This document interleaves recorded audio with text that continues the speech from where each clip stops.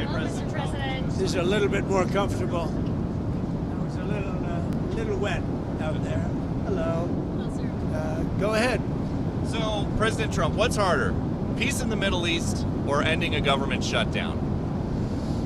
Well, I think the hardest is this. This has been going on for 3,000 years. The shutdown's only been for 10 days. So I think the shutdown, it's gotten to be almost customary, but we're taking care of it. We've got the military paid in full, and we're doing a lot of things. We're ending some programs that we don't want. They happen to be Democrat-sponsored programs, but we're ending some programs that we never wanted, and we're probably not going to allow them to come back. I think they made a mistake. I think they made a big mistake. This is really a Schumer shutdown because he's become sort of irrelevant, and he wants to make himself relevant again. And in terms of the politics of this historic peace deal that we're on the way to go sign right now, you would think it's good for everybody, but at a rally this weekend, they were cheering for you and they were booing Netanyahu. What's up with that? I don't know, but we're going to make everybody happy. The one thing I can tell you is everybody is happy, whether it's Jewish or Muslim or the Arab countries. Every country is dancing in the streets, and it's a point in time I don't think you'd ever see it again. They've never seen it for 3,000 years. If you like one group, you don't like the other group. And if you like the other group, you don't like the first group. And this is the first time they've ever seen where everybody is unified, because as you know, we're going to Egypt after Israel, and we're going to meet all of the leaders of the very powerful and big countries and very rich countries and others, and they're all into this deal. Everybody's into it. It's never happened before. So I would say this is a lot tougher, but we'll see how it all works out. Mr. President, Benjamin Netanyahu, the Prime Minister, has not gone so far as to say the war is over. In your view, is the war between Israel and Hamas over? War is over. The war is over, okay? Do you understand that? Mr. President, is the ceasefire going to hold? Are you confident the ceasefire will hold? Say it. Are you confident that the ceasefire is going to hold? I think so. I think it's going to hold. I think people are, a lot of reasons why it's going to hold, but I think people are tired of it. It's been centuries, okay? Not just recent, it's been centuries. I think people are tired of it. Yeah, the ceasefire is going to hold, and we'll see where it holds. Mr. President, what will Gaza look like a year from now? The International Stabilization Force, that's part of It'll be the... a good, strong force. When will that go I in? don't think When it's will going to that be have ready? a big impact, because I think barely we're going to have to use it. I think people are going to behave. Everybody knows their place. It's going to be great for everybody. It's going to be great for the surrounding countries, Arab, Muslim, all of them. It's going to be great for Israel. Everybody is happy, and I think it's going to stay that way. Peter? And if the ceasefire does hold, how long until we get to the part of the 20-point peace plan where developers can go in and make Gaza the Riviera of the Middle East? Well, I don't know about the Riviera for a while, because you take a look at what you have. You have to get people taken care of first. But it's going to start really essentially immediately. I mean, they're going to have to start by removing a lot of the structures that you see that are down to the ground. I mean, it's blasted. This is like a demolition site. Almost the entire site is. So you have to get rid of what you have there. You have structures that are very dangerous. They're falling down. If they haven't fallen, they're going to fall down of their own volition. So that process, Peter, is going to start pretty much immediately in that way. What will it look like a year from now, in your view? Well, a year, that's very quick. But over the years, it'll look very good. It'll be, it's got the first chance it's had in centuries of being peaceful. It's always been a very, very strange area. It's always been loaded up with problems, religious problems, problems like no other place probably in the world. And I think it's going to normalize. All you can say, if it normalizes, that would be fantastic. Government structure, sir, that you have set up in that peace plan, how soon will that new governing body be in place? Very quickly. And everybody wants to be a part of it. You're talking about the Board of Peace? Right. Tony Blair, yourself. Everybody wants to be a part of it. I've had calls from all of the leaders of countries. They all want to be a part. I mean, the leaders themselves, they're not going to send somebody. They want to be a part of it. Do you know who's going to be a part of it yet? I do. Can you share? No, not yet. It's a little Have you spoken to Tony Blair about it since the. You better take your ear things out. Have you spoken to Tony Blair about it? I have. You know, I want to find out that Tony would be popular with all, because I just don't know that. And I like Tony. I've always liked Tony, but I want to find out that he's an acceptable choice to everybody. What guarantees have you been able to give to both the Israelis and the Arab countries? We have a lot of guarantees. The Israelis are very And concerned. we have a lot of verbal guarantees too. And I don't think they're going to want to disappoint me. I have a lot of verbal guarantees that aren't down in writing, but they were given to me, and I believe they're going to be held very strongly. That's why I think it's going to be successful. Mr. President, you have to. Oh, look who we have. Hi, Katie. Let me shake you. Good to see you, Mr. President. Good to see you. I'm sure you've seen reports of Hamas rearming, instituting themselves as a Palestinian police force, shooting rivals. What is your message to Where they are Hamas? standing because they do want to stop the problems, and they've been open about it, and we gave them approval for a period of time. You have to understand, they've lost probably 60,000 people. That's a lot of retribution. They've lost 60,000 people, and the ones that are living right now were, in many cases, very young when this all started. And we are having them watch that there's not going to be big crime or some of the problems that you have when you have areas like this that have been literally demolished.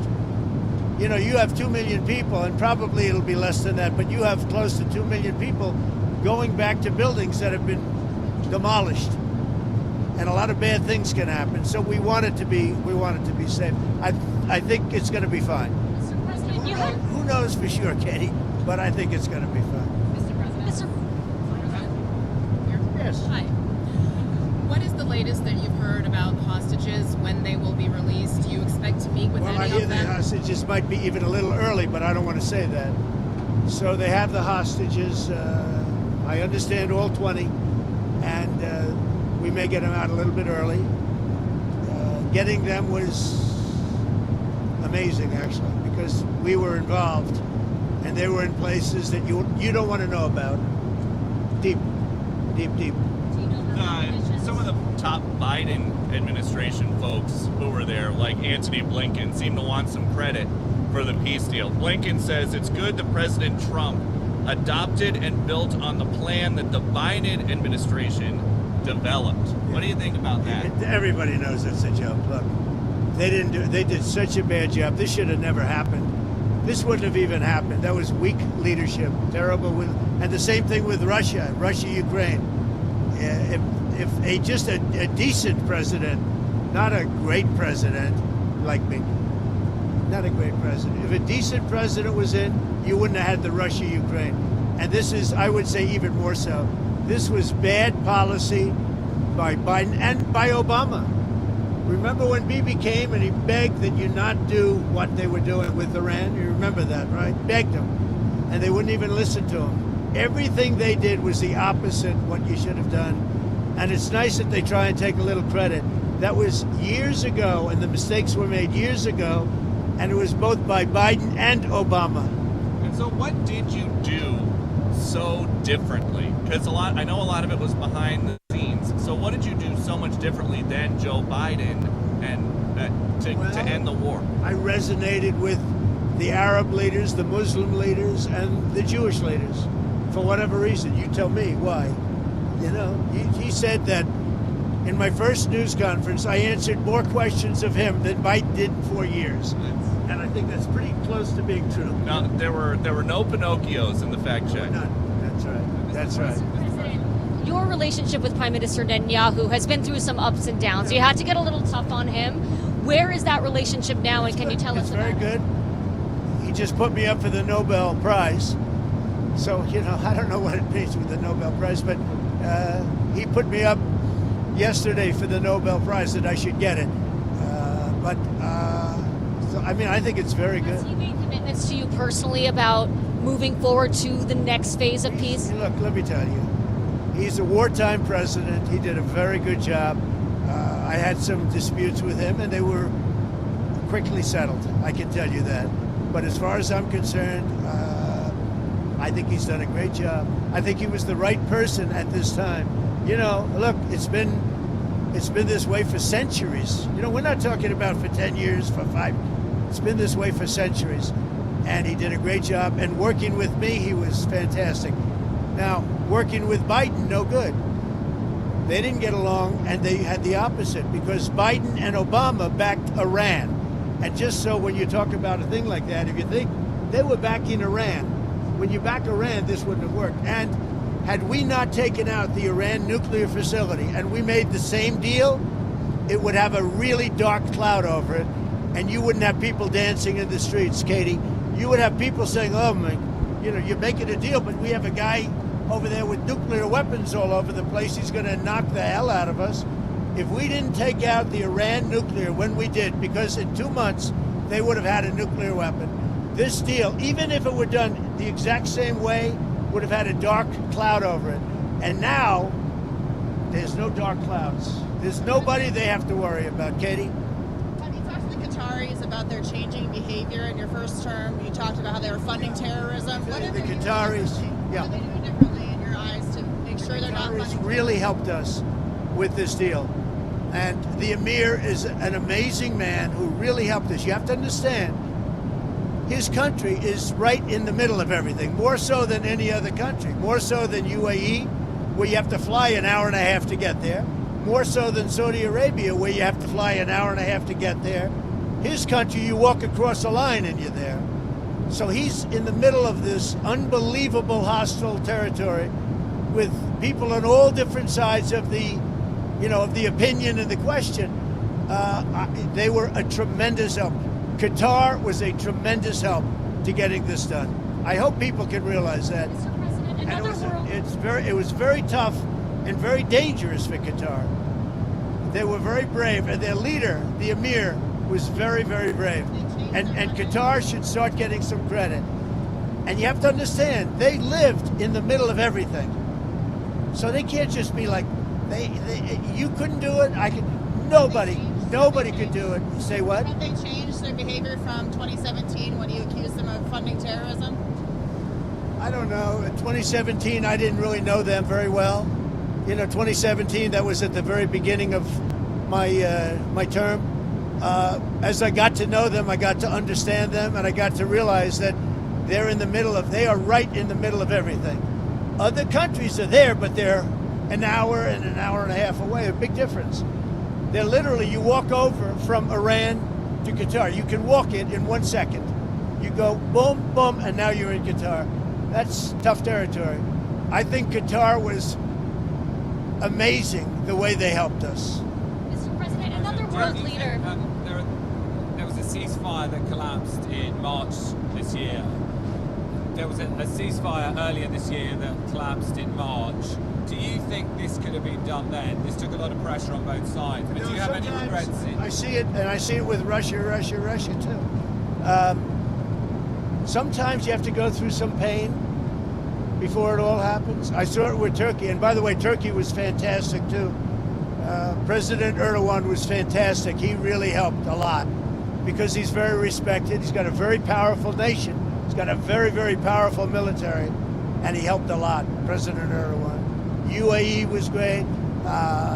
You know, we mentioned Qatar, Saudi Arabia, the king, they were great.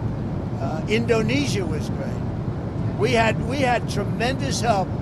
Jordan, the king, they were great.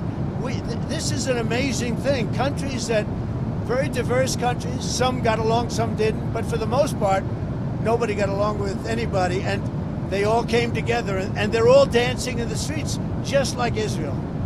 It's a unique point in time. You were talking about the ceasefire. That wouldn't have had that held. That wouldn't have happened back then. Why not? Both of your elections, the biggest issues were the economy and immigration. Now you're getting credit from Democrats and Republicans for this Middle East peace deal. Where does it fit? Where do you think it fits into your legacy? Well, look, this will be my 8th war that I've solved. And I hear there's a war now going between Pakistan and Afghanistan. I said, I'll have to wait till I get back. You know, I'm doing another one because I'm good at solving wars. I'm good at making peace. And it's an honor to do it. I saved millions of lives. Millions of lives. Now, in all fairness to the Nobel Committee, It was for 2024, and this was picked for 2024. But there are those that say you could make an exception because a lot of things happened during 25 that are done and complete and great. But I did this not for Nobel. I did this for saving lives. I mean, we've saved millions of lives. Think about India, Pakistan. Think about some of the wars that were going on for years. We had one going for 31, one going for 32, one going for 37 years, with millions of people being killed in every country. And I got every one of those done, for the most part, within a day. It's pretty good. One of the world leaders, sir, that you've What do you think you can take from these negotiations and this peace process into Moscow and try to end the Russia-Ukraine Well, war? I think what you can take is that never give up. Just never give up. You know, last week they killed over 7,000 soldiers, mostly soldiers, and a little bit more, frankly, Russian soldiers than Ukraine soldiers last week. But think of it, every week they're losing from 5,000 to 7,000 soldiers. It's ridiculous. And I thought that would be one of my easier ones. I mean, when you settle something that's been going on for 31 and 32 years, that's, in theory, a lot harder than setting, something that's been going on for 3 years. But this is a war going on for 3 years, should have never started. Frankly, I give Ukraine credit for doing so well. I mean, they're good fighters. They're very good fighters. I really think that President Putin would look great if he got this settled. And I think he's going to settle it, but we're going to see. And if he doesn't, it's not going to be good for him. President Xi of China, you've been truthing about another world leader. You said not to worry about China, but he's been putting out some tough statements in regards to your tariffs, sir. Are you planning to speak with him? When's the last time you spoke? We're putting out tough statements because we are taking in hundreds of billions of dollars, not only from China, from other countries. We've become a wealthy country again, and the tariffs have given us diplomatic strength. They've given us negotiating strength. I settled a few of the wars just based on tariffs. I said, as an example, with India and with Pakistan, I said, if you guys want to fight a war and you have nuclear weapons, I'm going to put big tariffs on you both, like 100%, 150, and 200%. No, don't do that. I said, I'm putting tariffs. I had that thing settled in 24 hours. If I didn't have tariffs, you could have never settled that war. You do that better than anybody, McGee. First more tariffs on China. Are you considering walking that back? Who are you with? Politico, Dasha Burns, sir. Dasha Politico. Politico's gone bad.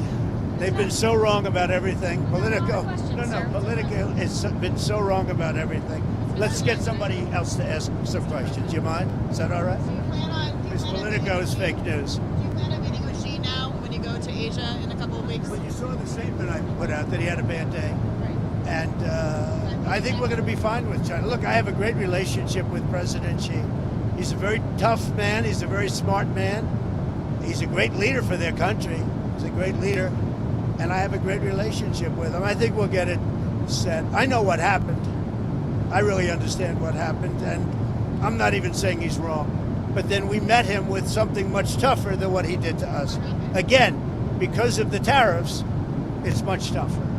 Would you ever visit Gaza? What? Would you ever visit Gaza? I would. Yeah, I would. I'd be proud to. I see it. I mean, I know it so well without visiting, but I do see it. Yeah, I would, actually. I'd like to do it. I'd like to put my feet on it, at least. But I think it's going to be a great miracle over the coming decades. And, if you go too fast, that's not going to be good. You have to go at the right speed. You can't go too fast. Mr. President, who are you with? I'm BBC, Tom Bateman, BBC, with the radio call. That's excellent. Thank you. When Steve Witkoff was in Hostages Square last night, he mentioned Prime Minister Netanyahu and the crowd booed. I wondered if you saw that and what you made of that. I also saw the crowd cheer when he mentioned Trump, like really cheer, and it's an honor. No, as I said, I think Bibi did a great job. I had some words with him a couple of times where I didn't agree, and he was always, he was the right guy at the right time. But are you confident, because many Palestinians will be concerned that after the hostages are handed over, that Israel might restart the war for some reason? I'm not worried about anything. I think we have a great deal. and it's a great deal for everybody. You know, a great deal is a deal where everybody's happy. In every country, they're dancing in the streets. That's a great deal. It's a unique period in time. So President, November 1st, 100% tariffs on China is what you said. Is that still the plan? Yeah, right now it is. Yeah, let's see what happens. You know, for me, you know what November 1st is? An eternity. November 1st is an eternity for me. So there's For somebody negotiating. else, it's right around the corner. For me, when I hear November 1st, it's an eternity. Go ahead. You had talked a couple weeks ago, you were doing an interview, and you talked about how you hope to end the war in Ukraine because it might help you get into heaven. How does this help? Does this help? I mean, you know, I'm being a little cute. I don't think there's anything going to get me in heaven. Okay, I really don't. I think I'm not maybe heaven bound. I may be in heaven right now as we fly in Air Force One. I'm not sure I'm going to be able to make heaven, but I've made life a lot better for a lot of people. And you know, as an example, had the election of 2020 not been rigged, you would have millions of people living just in Russia, Ukraine alone. That would have never happened, and it didn't happen for 4 years. And I knew Putin very well. It was the apple of his eye. All the things I've said would have never happened. We had an incompetent administration. We had an incompetent president. And because of a crooked election, millions of people are dead. And by the way, the Israeli thing was much harder to get settled because of the past administration. Okay? Rest, enjoy yourselves, say hello to your boss, and I'll see you guys, right? Good. So before you go, can you tell us about your conversations with President Zelensky? Did you talk about We had a very good long-range conversation missiles? this morning and yesterday. And he basically would like to, as you know, we are not sending any weapons. We're sending them to NATO, and NATO is paying, which is a big difference between Biden and Trump.